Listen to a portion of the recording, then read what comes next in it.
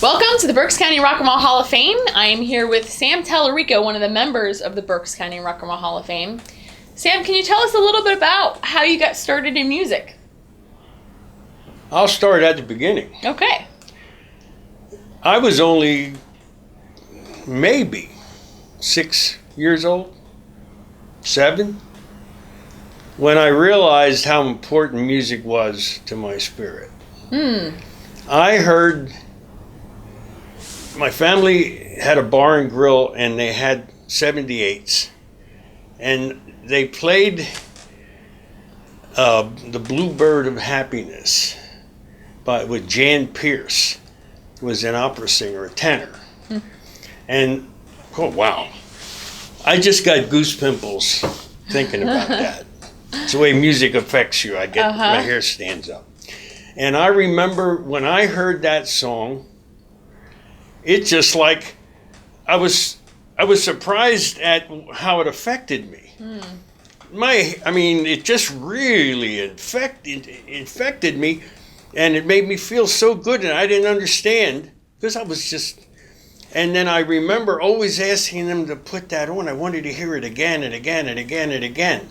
And I listen to that today, and it takes me right back. So right then and there, I knew music was big medicine, is what I call it. So as I grew up, I used to listen to music all the time, and the music was coming out of New Orleans. The rock and roll back then, the best of it, was coming out of New Orleans with Fats Domino and all those great Ernie Cato and all those people. It was that Louisiana R&B, because back then you had white rock and roll and you had New Orleans, and the black was inspired by the black music, which was coming out in 1945, the jump blues. And then it went into like the ink spots and all that stuff, and then it was, and that's what I used to listen to all the time. That New Orleans rock and roll stuff. It was just infectious. And then Elvis came out, started taking the gospel music and the black music, and doing it, and he had some great hits, and I was listening to all that stuff. Sea Cruise was another great one, and how I got into singing was I wanted to learn how to play guitar, but it was really hard learning all the chords and having to learn all that stuff and then practice. It was a hell of a lot more fun singing harmony to the lead singer on the records. So while I was listening to the music, I was teaching myself. It was a game, and I didn't have to. It wasn't like I was practicing. I was singing, and I was singing harmony to the lead singer, and you'd get it, and you'd miss a note, and then you'd do it again, and then all of a sudden you perfected it. Now you were nailing it, and it was so much fun. I used to do that by myself all the time. It was a joy, and then I got really good at. I have a good ear. And I learned how to, the harmony it got to be so much fun. So, and I wasn't thinking about singing down the road, but I was singing for enjoyment. And I got damn good at it because I learned the harmony. I have a good ear. And I was listening to all that music growing up. And then... Were you raised here in Berks County? Yeah, I was born and raised at Mifflin and Chestnut. In Reading. I was born here, and I've always been in the Reading area. And then one of the turning points in the music was I was in 7th grade, I think it was, at Northwest Junior High, and we used to go across the street and have lunch at a little place. I forget what you call it, Wally's, or I forget what it was called. It's still there. And then Chuck Berry came out with Maybelline. Well, that was it. That took things to another level, and that was really, Bo Diddley and Little Richard agreed. Maybelline was the beginning of rock and roll. They both agreed on that. I heard an interview. And I'll tell you, oops, there it goes again, the goosebumps. I used to spend my lunch money over there putting money in the jukebox, listening to Maybelline. And then I'd have to bum a bite of all my friends' sandwiches to get through the day. I remember doing that. That was so important to me until then I started buying a lot of 45s. I had one of those little record players. And that was the start of it. And then I was getting a little older, and when I was about 16, back then, on a Friday and Saturday night, there were a lot of dances in Reading. St. Margaret's, the Y had them dances. Up in the coal regions, they had dances. It was a big deal. And so a lot of us Italian guys, we were real proud of being Italian, you know. Back in them days, the Untouchables were big on TV, right? So we would go to 6th and Penn. Used to be Woolworths, I think, was at 6th and Penn in Reading. And you would always find a couple of Italians standing on the corner singing doo-wop. So I started doing that. You have 4 or 5 guys standing on a corner, man. This is when it was really fun. Those days are long gone, but... What year would that be? That was 1959, 58, 59, 60. So everybody would meet before or after the dances, and people would cruise Penn Street. You'd go up Penn Street, down Cherry, up Penn, down Cherry, around the circle. Meantime, we were standing on a corner singing doo-wop. And that's what I started to do all the time. And a funny thing, you had John King in here. John King told me a story a few years ago that I wasn't aware of, because he's 7, 8 years younger than me. And he remembers coming up to 6th and Penn when we were doo-wopping. And he wasn't old enough to come even hang out or come over. He was like intimidated because we were older. And he used to hide behind the cars and just to listen. He told me this story a while ago, and I said, boy, is that cool. I wasn't aware of it, but he used to hide behind the cars and listen to us guys singing doo-wop. Of course, then he grew up following that music, but he always told me that I kind of inspired him after I got Tally and the Hustlers later on, and he had his dance band. But, you know, he was 7 years behind me. But I remember that story was so cool that he remembered, and he used to hide behind the cars just to listen. It's pretty cool. You know what I mean? So back then, that's what was going on. And then the Pretenders formed at that time, 1959-60. Skip Peacherbone started it with Mick Diana, Kenny Schott, and there was a lot of different guys, Al Coleman, Jerry Prentice, and then there were different guys, my cousin George DeCalla, there were different guys coming in and out until the Pretenders actually formed as a group, and then we started singing all around Reading as a group, and then we recorded on the Al Stan and the Bethlehem label. And then we would play all over the place and sing. Can you tell us a little bit about the Al Stan label? Well, that was on Schuylkill Avenue. And here's my memory. What was his name that ran? He had a record. It was on Schuylkill Avenue, just up the street from Schuylkill Avenue in Buttonwood. It was a recording studio. Al Zanino. It was his recording studio. Now he had connections with someone up near Bethlehem, which was the Al Stan. There was like they got together and shared some of the music. I don't know the ins and outs of all that, but we recorded in there the Ding Dong Bells, The Day You're Mine, some of those. And then it was on the Bethlehem label. It actually came out on the Al Stan label. And I don't know how all that, the workings of it. I was so young. Sure. I was just happy to sing and record, and I didn't know the business side of it. We made a dime. I mean, it wasn't about that. It was Sure. just recording, and then Barry Petrie with the I don't know if at that point if it was the Kingsmen or the Jet Set. I think it was the new Kingsmen maybe at that time, because they went through a series of. But he came in and backed us up on Ding Dong Bells. Kenny Schott was singing bass on that recording, and then I don't know whatever happened to him. I haven't seen him in a long time. Then later on, Al Coleman, he was then the bass player, a bass singer for a long period of time after that. But we recorded there, and Barry, we backed him up on Pretty Little Angels. He backed us up on Ding Dong Bells.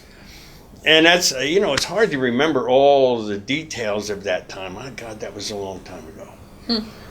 But we would play at all the dances and sing. We were singing all over the place. And then in 1962, there was a big rock and roll show. And I keep thinking, I can't remember, it was one of the DJs was involved in it, High Lit, or it might have been a High Lit, I'm not sure. It was a big rock and roll show. Little Anthony and the Imperials, the Shirelles, Freddie Boom Boom Cannon, Chubby Checker, the Chiffons, Patti LaBelle and the Bluebells. This was a big rock and roll show. Was touring. We got to open the show. Wow. Where was that? That was at St. Mary's Church. Wow. And I forget what street that's on.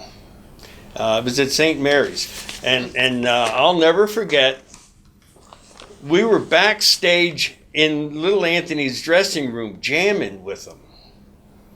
And Patti LaBelle, and I mean, it was like, wow. I mean, and we were just kids. Same goosebumps again.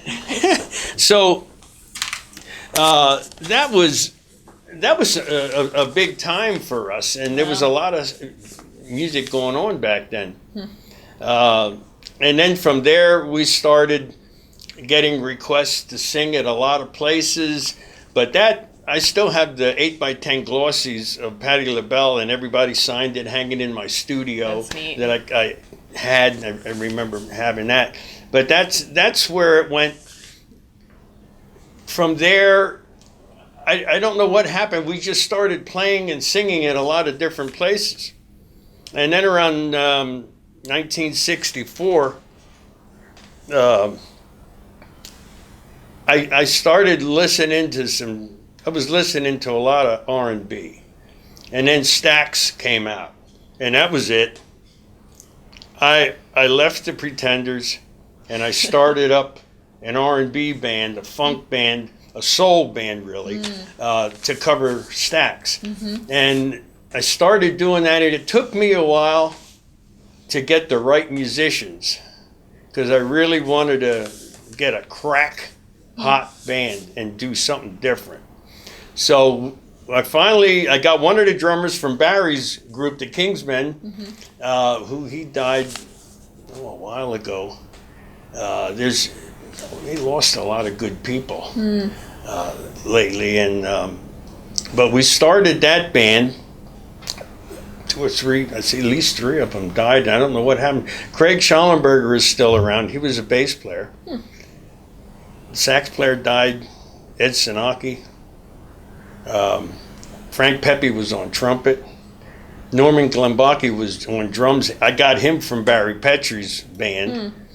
And then he died a long time ago. So, and we rehearsed every night for months until we were really tight.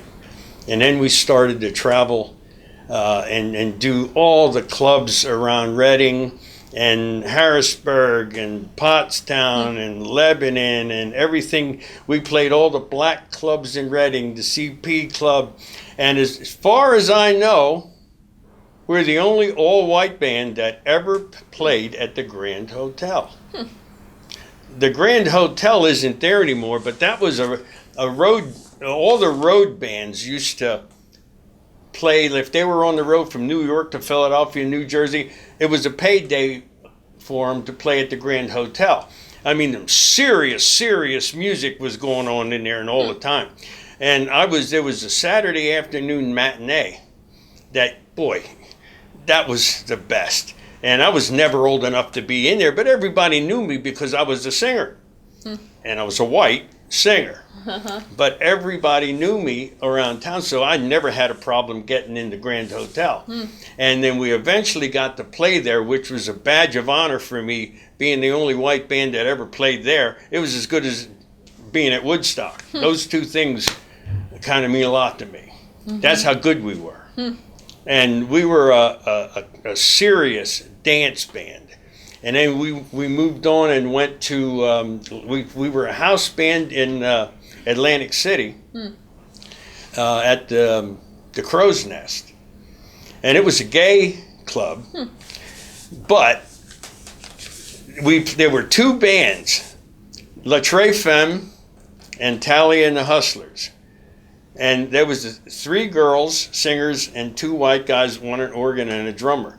And the music never stopped. As soon as we started, I forget what time we actually started, and we would go till 6 o'clock in the morning or 7 o'clock in the morning. So when one band was getting ready to take a break, they'd play a break song.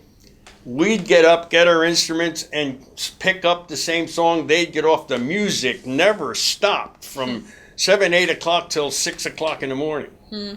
And it was just crazy. That was so much fun. I remember Joe Tex came in one night, and we were doing all his music. I'm pretty sure he came in there one night. And about 2 o'clock in the morning, the place would just blow out because the bars would close in Philly. And they would all drive down to Atlantic City. And the walls would be bulging, and it would be insane. And we did that for the whole summer. Those were the days. So then when Talia and the Hustlers, we were from 64 to 68. And then, see, I was working at Dana Corporation. And I was hardly ever worked because I was always laid off in those early years, so I could travel. We were on the road. We backed up Patti LaBelle and not Patti LaBelle, Gladys Knight in Harrisburg. I opened the show, and then my band backed her up. That was down in Harrisburg. So we opened for some big name groups. I mean, we were at that level, Talia and the Hustlers, and a lot of people that are old enough remember that band. I mean, we were a badass band. It was a badass dance band. We had a horn section, and we had a Hammond B3 for a while. I mean, it was a kick-ass band. And that influenced John King, too. He talked about that because he was coming up behind me, and he did the same thing with John King Dance Band, So he was just coming up, so he remembers all that stuff. But then I got late. I had to go back to work, and it was the end of 68. I had to go back to work, so I had to leave the band, and the band was so good that they didn't want to disband. They called Bobby Newton.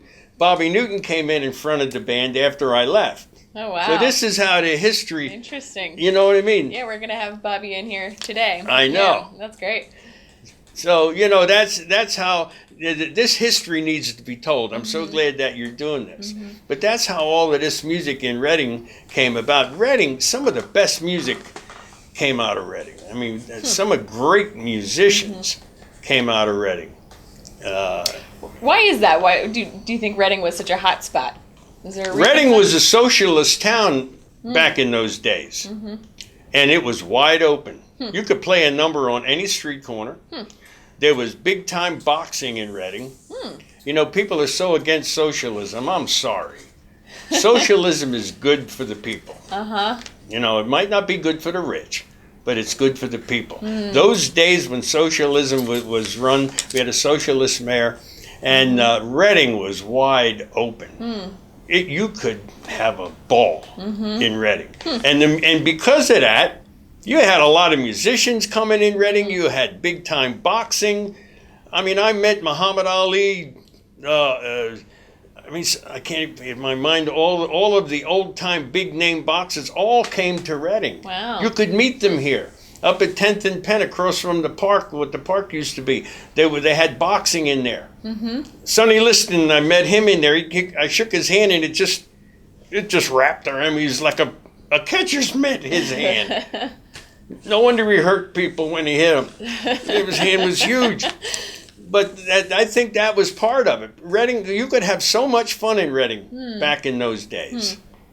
And and it wasn't, sure there was a lot of illegal stuff going on, but the people were having fun. The music, the boxing, it was just loose. The music, the Calabria Club. That was one of the best places on Cherry between second and third. I haven't heard of that one. Oh yeah, the Calabria Club.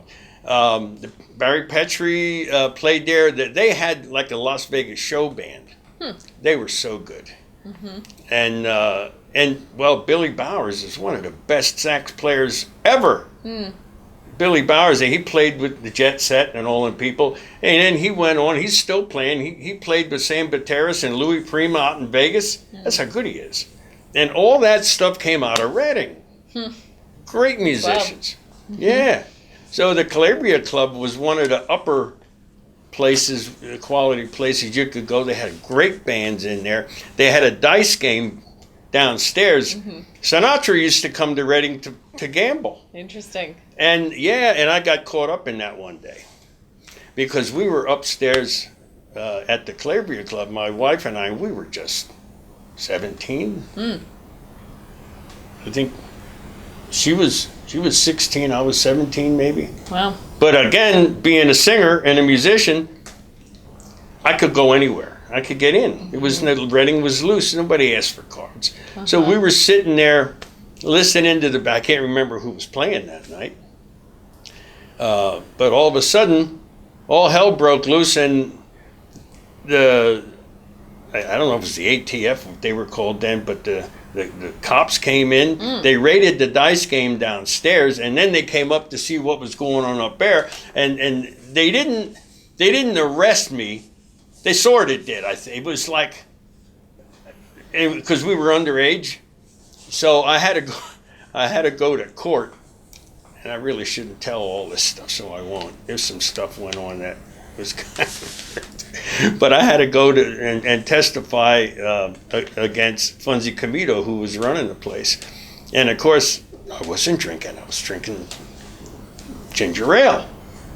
My girlfriend was pregnant. She wasn't drinking. I wasn't drinking. So I mean they never made anything of it, and it just went on. But that was one of the big deals. That was one of the best places in Reading. And then you had the Melody Bar, which the photograph on that picture there was at the Melody Bar with the Pretenders. Yeah, that picture was taken at the Melody Bar when the Jet Set or the Kingsmen, I don't know which one they were at that time, were backing us up. Barry Petrie and Don Walker, who just passed, he was playing keyboards with them. Herb Gary, Billy Bowers, Frankie Cambria. And then we also played at there was a bar further up on the same side of the street called the Flamingo Bar. And it was a long, skinny bar. And there was a stage right on the street. I mean, if you looked in the window, you'd be looking at the backs of the band. They were up on that stage. Now, it was a tiny little stage. The band was up there with a Hammond B3 organ, drums, and everything else, and 5 singers. On that tiny little stage, you couldn't move. And you're trying to do some moves, you'd fall off the stage.